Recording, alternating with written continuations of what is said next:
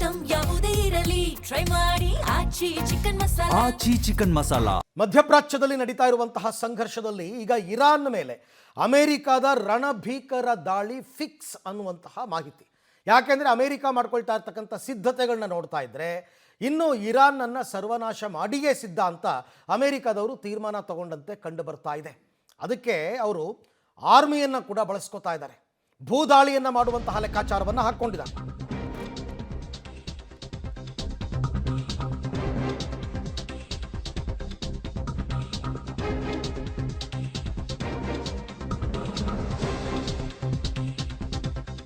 Iran ಮೇಲೆ ಅಮೆರಿಕದ ರಣಭೀಕರ ದಾಳಿ ಫಿಕ್ಸ್.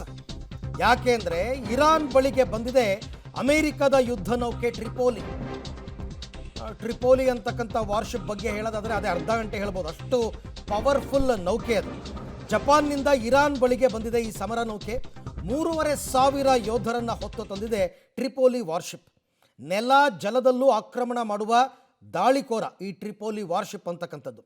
ಫೈಟರ್ ಜೆಟ್ಗಳು, ಅತ್ಯಾಧುನಿಕ ಶಸ್ತ್ರಾಸ್ತ್ರಗಳನ್ನು ಹೊತ್ತು ಬಂದಿರುವಂತಹ ಟ್ರಿಪೋಲಿ ಈಗ ಇರಾನ್ ಸುತ್ತಮುತ್ತಲಲ್ಲೇ ಲಂಗರು ಹಾಕಿದೆ. ಅಲ್ಲಿಗೆ ಭೂದಾಳಿ, ವಾಯುದಾಳಿ ಮತ್ತು ಸಮುದ್ರ ದಾಳಿ, ಜಲದಾಳಿ ಎಲ್ಲವನ್ನ ಕೂಡ ಏಕಕಾಲಕ್ಕೆ ಮಾಡೋದಕ್ಕೆ ಅಮೆರಿಕ ಈಗ ಸಿದ್ಧವಾದಂತೆ ಕಂಡು ಬರ್ತಾ ಇದೆ. ಒಂದು ವೇಳೆ ಏನಾದರೂ ಈ ಮಾತುಕತೆ ವಿಫಲವಾಯಿತು ಅಂತಂದರೆ ಇನ್ನೂ ಇರಾನ್ನನ್ನು ಸುಮ್ಮನೆ ಬಿಡಲ್ಲ, ಮುಗಿಸ್ಬಿಡ್ತೀವಿ, ಭೂಪಟದಿಂದ ಅಳಿಸಾಕ್ಬಿಡ್ತೀವಿ ಅನ್ನೋ ತೀರ್ಮಾನಕ್ಕೆ ಈಗ ಅಮೆರಿಕ ಬಂದಿದೆ.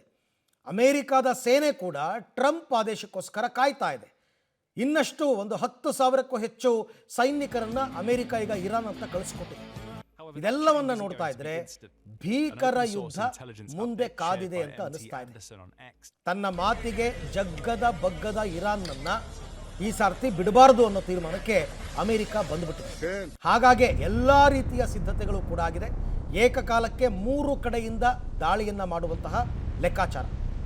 ಹಾಗಂತ ಇರಾನ್ ಏನು ಸುಮ್ಮನೆ ಕೂತಿಲ್ಲ, ಅವರು ಕೂಡ ಯುದ್ಧಕ್ಕೆ ರೆಡಿನೇ ಆಗಿದ್ದಾರೆ.